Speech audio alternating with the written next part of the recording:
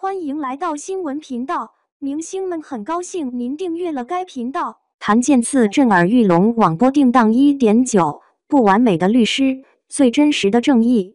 定檔消息傳來，這部名為《震耳欲聾》的作品再次勾起大眾好奇。只是很多人沒想到，它聚焦的是一個很少被鏡頭認真對待的群體。影片並非憑空虛構，而是取材自 Code 律師張琪的真實從業經歷。Code 指的是聾人父母的健聽子女，這個特殊身份也成了故事最核心的起點。檀健次飾演的李琦就是這樣一位 Code 律師，他沒有一出場就自帶正義光環，反而活得十分直白。出身聾人家庭的他，深知兩個世界的隔閡，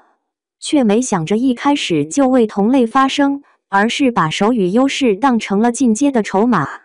他會開出高昂的服務費用，對吃力不討好的案子避而遠之，甚至借着為聾人群體維權的名義，為自己博取名利，順利開設了屬於自己的律師事務所。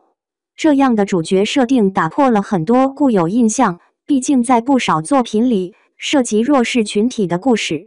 主角往往自帶完美濾鏡。但震耳欲聾偏不，他讓李琦在利益裡盡情游走，直到一場針對聾人群體的房產詐騙案，把他拉回了不得不面對的現實。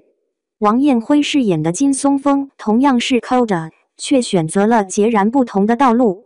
他利用聾人群體的信任和信息壁壘，以高回報為誘餌，一步步騙取他們的房產。詐騙案的殘酷遠超李琦的想象，催收人員用冷酷的手語逼迫受害者搬離。潘斌龍飾演的鄰居老馬，因為傾家蕩產陷入絕望，這些畫面一次次衝擊着李琦的良知。而蘭西亞飾演的聾人少女張小蕊，用直白的質問讓她無處可逃：我在做我能做的事情，你呢？這句話像一記重錘，敲碎了她用名利搭建的保護層。影片最難得的地方是沒有把任何一個群體臉譜化，他沒有把聾人塑造成純粹的受害者。張小蕊會教小孩用同情牌騙錢，吳阿姨渴望擁有一隻金手鐲，他們有着普通人的慾望和小缺點，也沒有把反派寫得十惡不赦。金松峰的貪婪背後，同樣有着 Code 身份帶來的掙扎。這種真實的複雜感，讓每個角色都鮮活起來，不再是簡單的善惡符號。為了呈現這份真實，劇組做了不少功課。開機前，主創們進行了3個月的深度調研，走訪了多地的聾人家庭。電影裡的玩具廠大院就取材於原型張琪媽媽曾經工作的地方。拍攝時，劇組邀請了12位真實的聾人演員參與，他們自然的手語節奏和肢體語言，讓整個故事的質感更上一層樓。李琦的轉變不是一蹴而就的，他在金松峰的利益誘惑和張小蕊的良知拷問之間反覆搖擺，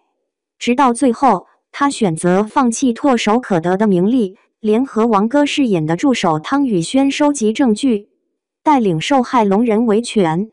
庭審上，他甚至選擇自曝，公開自己曾經利用聾人群體的事實，對着受害者們喊出沒有人可以做你的英雄，除非你自己挺身而出。這句話或許就是影片想要傳遞的核心。他沒有歌頌天降的英雄，而是告訴觀眾，正義往往來自普通人的掙扎與抉擇。李琦最終被吊銷了6個月律師執照，失去了豪華的辦公室，卻完成了真正的自我救贖。而那些曾經沉默的聾人受害者，也不再被動等待救援，而是集體站出來為自己發聲。這一幕帶來的震撼，遠比任何刻意設計的高潮都更有力量。這部作品的意義，不僅在於揭露了聾人群體面臨的詐騙困境，更在於它讓我們看到，每個群體都值得被平等看待。它不用獵奇的視角消費苦難，不用煽情的橋段博取同情，只用真實的故事和真誠的表達，讓無聲的吶喊變得震耳欲聾。